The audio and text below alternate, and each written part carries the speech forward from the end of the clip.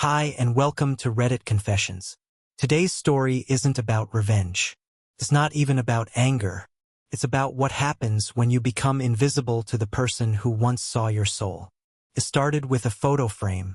Not the photo itself, just the frame. One morning, I noticed it was missing from the hallway wall.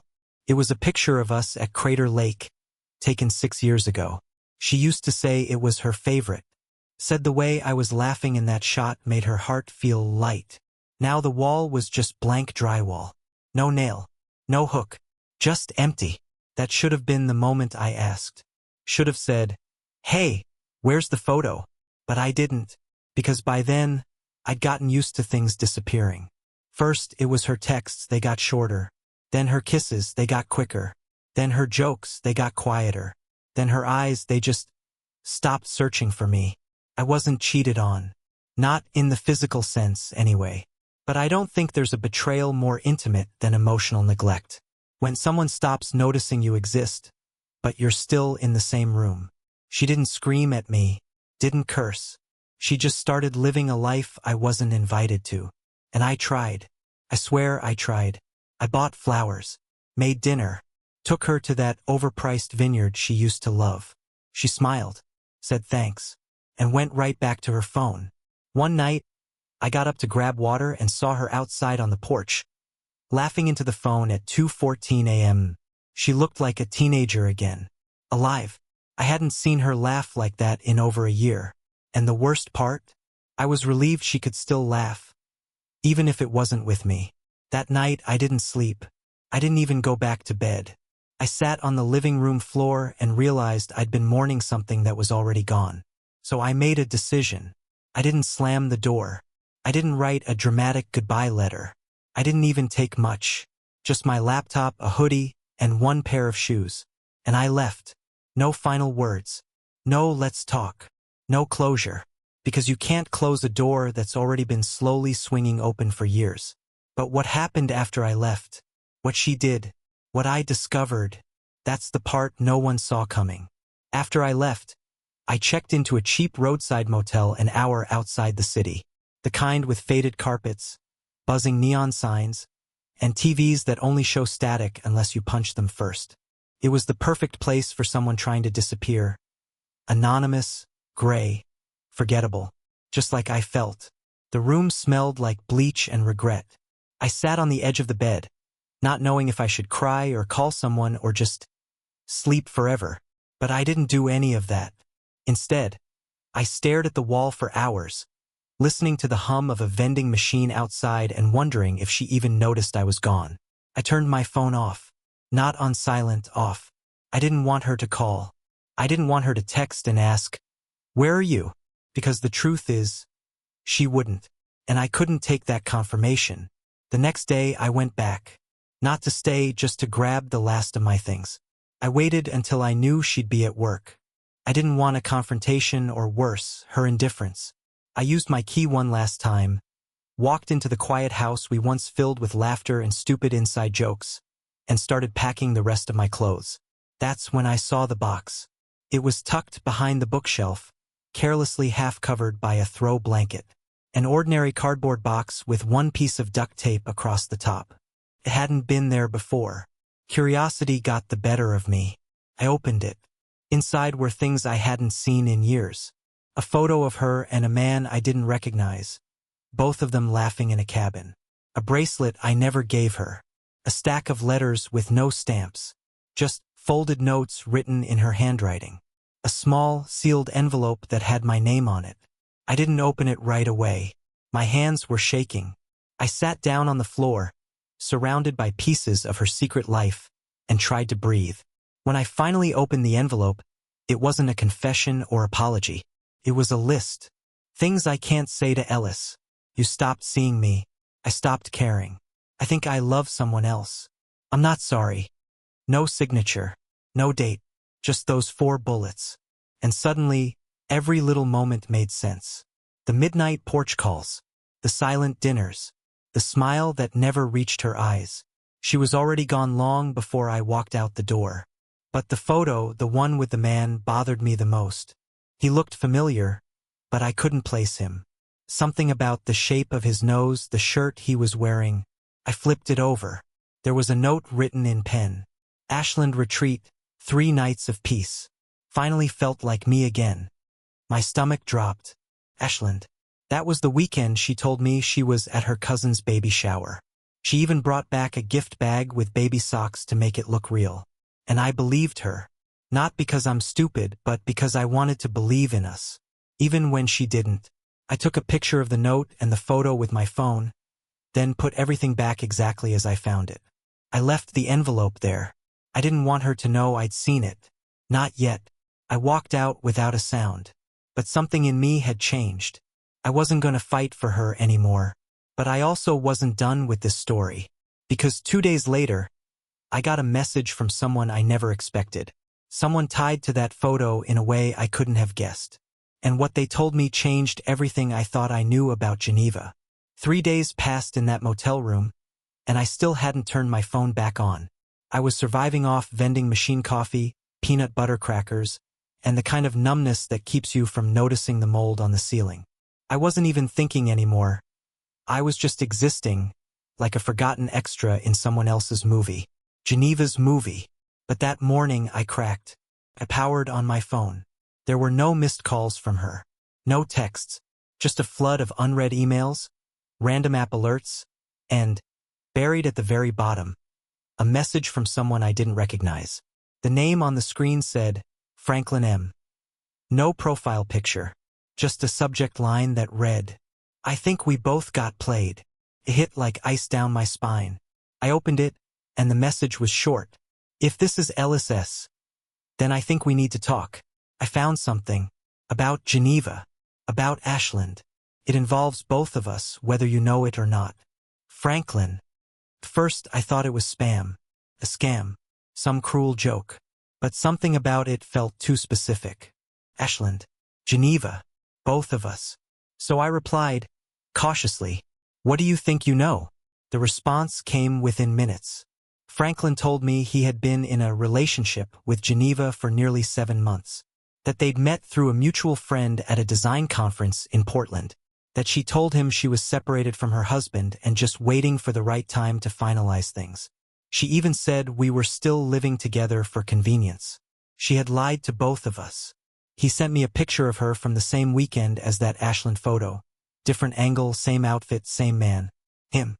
She didn't just cheat on me emotionally. She had built 2 parallel lives and was managing them like some kind of emotional stockbroker, investing time where it gave her the biggest return. Franklin asked if I wanted to meet. He said he had copies of the messages she sent, and he thought I deserved to see them. Part of me didn't. Part of me wanted to crawl back into the motel sheets and pretend none of it mattered. But the other part, the part of me that still felt like a person, said yes. We met at a diner just off I-5. It was pouring rain, and I remember thinking it was the first time the weather matched how I felt inside. Franklin was younger than me, mid-30s, wore a red scarf and smelled like cigarettes and expensive soap. He looked just as ruined as I did. He showed me the messages. And I'll never forget one in particular. He doesn't see me anymore. It's like living with a ghost. But Franklin, you make me feel again. That was written while I was downstairs fixing the garbage disposal she clogged with lemon peels. While I was still trying to save our marriage. Still believing we had something worth saving. There was another. He'd never survive if he found out. He's too fragile. Too small. Small. That word sat in my chest like wet cement. She hadn't just left me. She had dissected me behind my back and handed the pieces to someone else.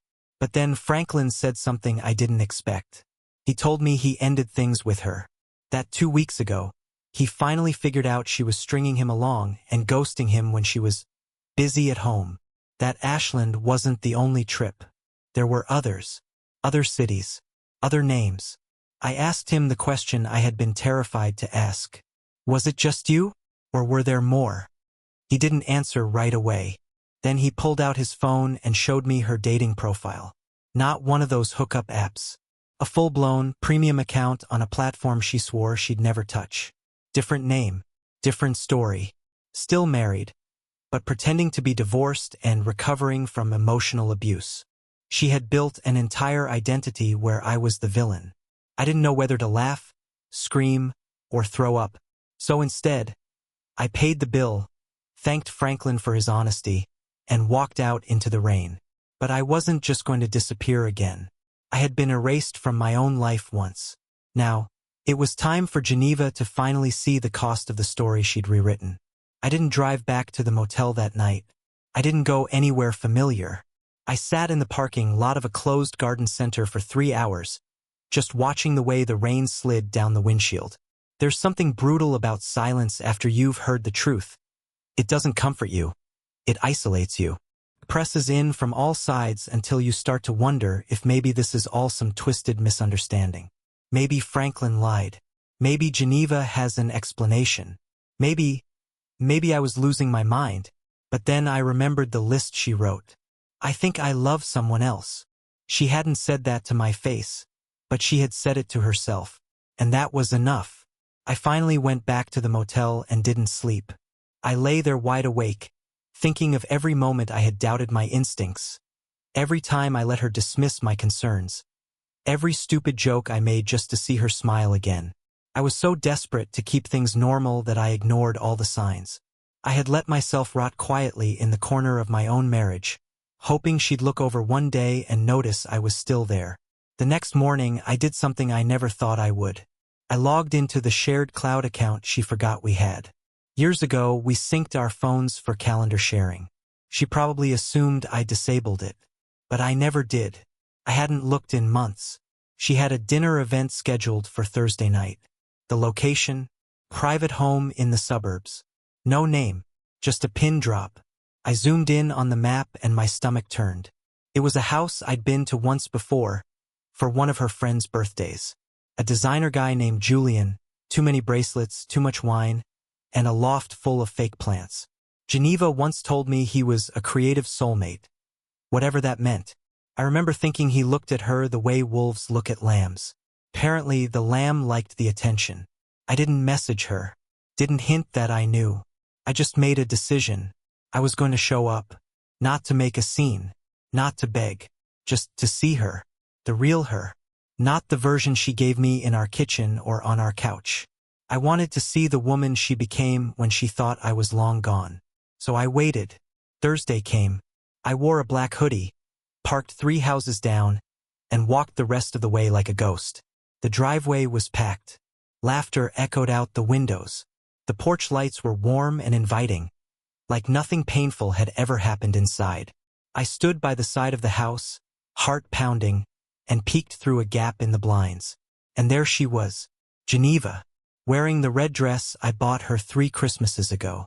The one she said was too flashy and never wore again. She was laughing, really laughing, and holding a glass of wine in one hand while the other gently touched the arm of a man standing next to her. Julian. But it wasn't just the way she looked at him. It was the way she introduced him. I couldn't hear it all, but I caught one sentence clear through the crack in the window. This is Julian, my partner. Not friend. Not colleague. Partner. She had rewritten our marriage while I was still living in it. And then, as if the universe hadn't twisted the knife enough, I saw something I wasn't prepared for. A framed photo of the 2 of them on the mantel, where our wedding photo used to hang in our home. He was kissing her temple. She looked radiant, unbothered, complete. I stepped back from the window slowly, careful not to make a sound. But as I turned to leave, I heard the door open behind me. Ellis. It was her. She stared at me like I'd risen from the dead. Her face didn't break into sadness or relief. No, her expression was something else entirely. Panic.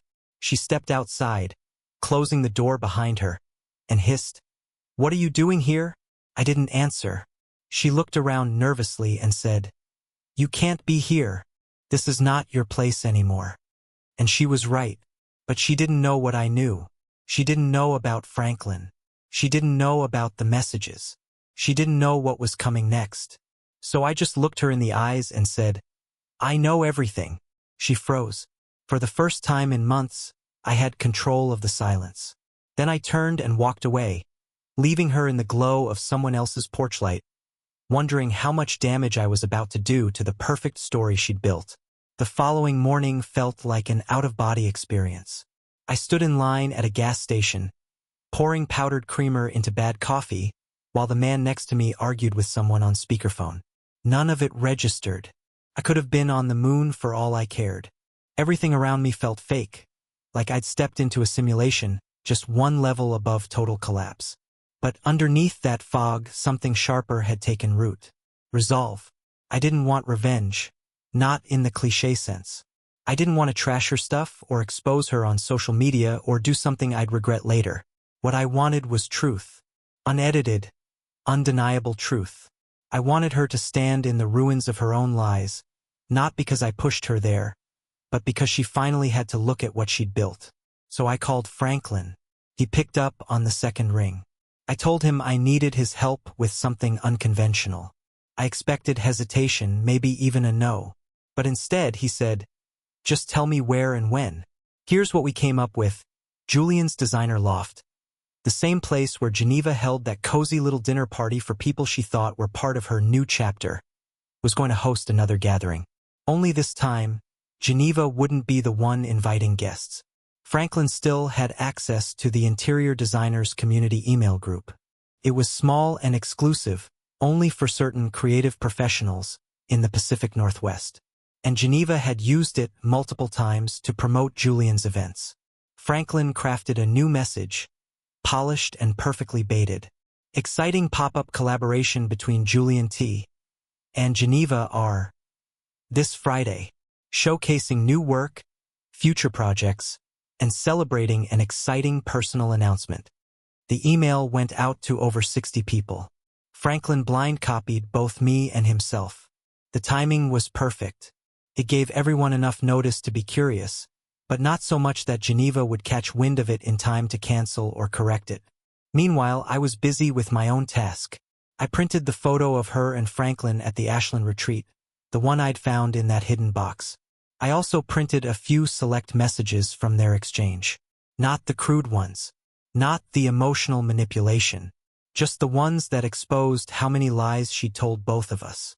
I slid them into elegant envelopes with gold trim and sealed them with wax, because if you're going to deliver truth, it might as well look classy. Friday came. I dressed in plain clothes. Nothing flashy. I wore the same navy shirt I had on the day she told me she didn't feel anything for me anymore. Seemed poetic. I didn't go inside the party. I didn't have to. I arrived an hour early, while Geneva and Julian were out on a last-minute wine run according to a neighbor smoking on the curb. I slipped through the side gate, walked straight to the front hall, and left one envelope on the marble entry table under the invitation sign. Then another in the bathroom, tucked beside the eucalyptus hand towels. And one more. This one I handed directly to Julian's assistant, a woman named Bria, who took it without question and said, "Are you part of the installation?" "Something like that," I replied. I left quietly, walked 2 blocks to my car, and sat there with the window cracked open, listening. At exactly 7:14 p.m. I heard the first shout, a voice I knew too well. Geneva. I couldn't make out what she said, but her tone was frantic. Not angry, not embarrassed, frightened. Then another voice, Julian's, louder, accusing. Then glass breaking. People were leaving. Fast. A woman stormed past my car muttering, "What the hell kind of party was that?" I waited another 5 minutes, then drove away. No smile. No satisfaction. Just silence. Later that night, Franklin texted me. Just 2 words. "She knows." That should have been the end, right? Truth delivered. Curtain closed. But Geneva wasn't done. Because the next morning, while I sat in a laundromat folding shirts and trying to remember who I used to be before I gave everything to her, I got a knock at my motel door. I opened it and there she was. Hair soaked from rain.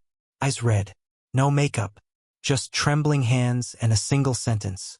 "You ruined everything." And for the first time, I looked her in the eyes and said, "No, Geneva, you did." But I had no idea what else she was about to confess. She stood there shivering, rain dripping from her bangs, looking less like the woman who shattered me and more like someone who'd just woken up inside her own nightmare. But I didn't invite her in. I didn't move aside. I just leaned against the doorway and waited. If she wanted to talk, she was going to have to do it right there, exposed to the elements like I had been emotionally for the past year. Geneva's lip trembled as she stared at me, hands tucked under her arms like she was trying to hold herself together.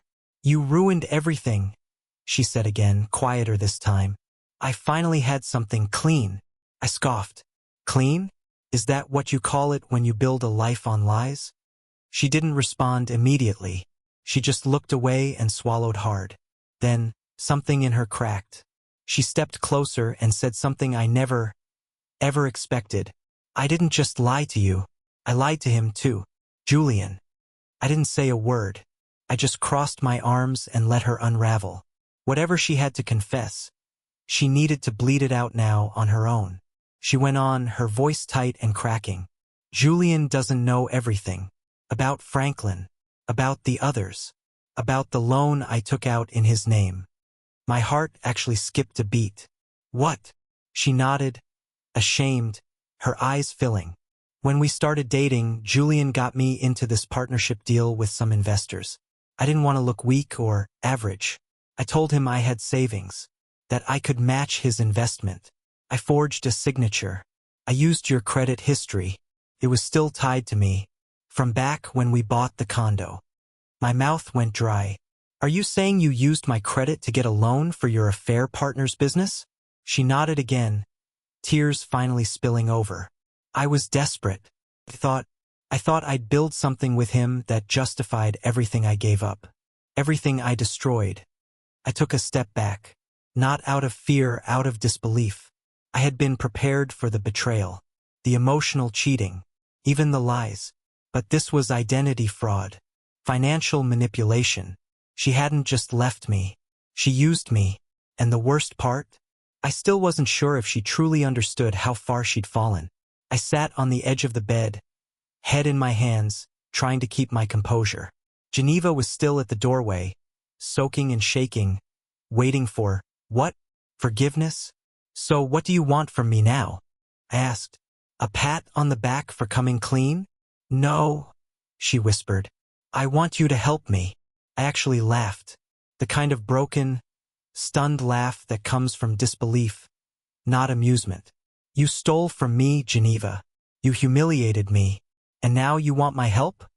She finally stepped inside, closing the door behind her. "If this comes out publicly," she said, "I could lose everything. My business, my license, my future. And Julian. If he finds out what I did in his name, he'll press charges. I'll lose everything." I stared at her for a long, long moment. Her eyes were puffy. Her mascara had run in little streaks down her cheeks. She wasn't acting anymore. She wasn't manipulating. She was terrified.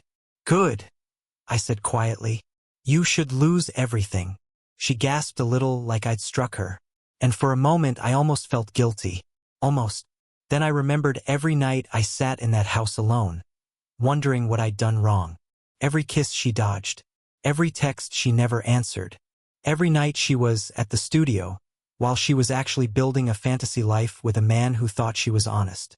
Geneva sank to the floor of my motel room and began to cry harder than I'd ever seen. But I didn't move to comfort her. I didn't hand her a tissue. I didn't kneel down beside her like I used to. I let her feel it. All of it. When she finally looked up again, her voice was raw. "Ellis, if you go to the police, I'll lose everything. Please, I can make it right. I just need time." I looked her dead in the eyes. "You've had all the time in the world." And then I picked up my phone. Not to call the cops. Not yet. I called someone else. Someone whose name Geneva didn't expect to hear. "Hey, Franklin," I said. "Can you come by the motel? She's here. And she's ready to talk." The color drained from her face. She wasn't the only one who could set a stage. Franklin arrived 40 minutes later, still wearing his office slacks and a jacket soaked from the rain. I opened the door and didn't need to explain a thing. He saw Geneva sitting on the floor, saw the guilt painted all over her, and just exhaled a low, bitter breath as he stepped inside. She tried to stand up and speak, but Franklin held up a hand to stop her. "Don't. Just don't." He walked over to the desk chair in the corner and sat with the posture of someone holding back a storm. I didn't say much. I wanted her to speak, to face the people she'd burned in the pursuit of her perfect little fantasy. Geneva wiped her face, took a few long, shaky breaths, and finally broke the silence. I didn't mean for any of this to happen. That line, that tired, pathetic line. It rang out like a fire alarm in a room full of smoke. She lit herself. Franklin scoffed. You lied to both of us. Used him financially. Used me emotionally. And you didn't mean for this to happen? She stood now, trying to reclaim some sliver of power, but it was too late. The truth had stripped her bare, and we were both done pretending she was someone worth protecting. I was drowning, she said, voice trembling. I felt like I was suffocating in a life that never felt like mine. Ellis was so predictable, safe, and I needed something more. I needed to feel alive again. And you made me your oxygen? Franklin fired back. While Ellis paid for your air? I said nothing. My eyes were locked on her, waiting, because I knew there was more. I could see it in the way she couldn't quite look either of us in the eye. The way her arms wrapped around herself like she was shrinking by the second. Then slowly it came. I didn't just use Ellis's credit, she whispered. I used Franklin's credentials, too. I filed a fake invoice under your design firm to secure that first payment from the investor. The one I told you was from a personal loan. Franklin stood up so fast the chair screeched against the floor. You used my name in a fraudulent deal? Geneva winced. I needed seed money. I knew they wouldn't back me unless I looked like I had industry weight behind me. You had credibility, a strong portfolio. It was just for the initial funding, I swear. I never thought it would go this far. She looked to me now, like I might somehow rescue her from the fire she set. I was going to pay it back. I have clients, projects. I just needed a little more time before it all came together. You have to believe me. Franklin turned to me, voice calm but cold. We need to go to the police. Both of us. Geneva gasped. Please, Ellis, no. I'll lose my license, my business, my life, everything I've built. You didn't build it, I said slowly. You stole it. But I wasn't finished. I pulled out a manila envelope I'd prepared earlier that week. Inside were copies of every document I'd gathered. The loan agreements tied to my name. The forged investor letters with Franklin's logo. The screenshot of her dating profile. The one she used while telling Julian she was finally in a stable, monogamous partnership. I dropped it on the table in front of her. She didn't open it. She just stared at it like it was ticking. I've already spoken to a lawyer, I said. Everything in that envelope, is enough to press charges for fraud and identity theft. For both of us.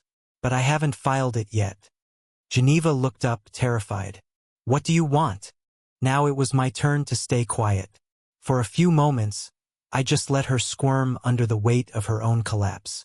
Then I said, calmly, I want you to dismantle everything you built on top of us. I want the truth. Not in private, publicly. I want you to walk into your next design showcase and explain to everyone there who really paid for your success. She shook her head violently. You're out of your mind. I'll be ruined. You already are, Franklin snapped. You just don't know it yet. She looked between us. Two men who once cared for her in very different ways, and realized she had no more corners to hide in.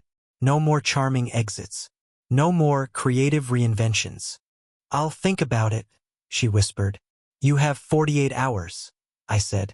And if I don't see a public statement, I'll let every client, investor, and legal authority in this state know exactly who you are. This isn't revenge. It's restoration.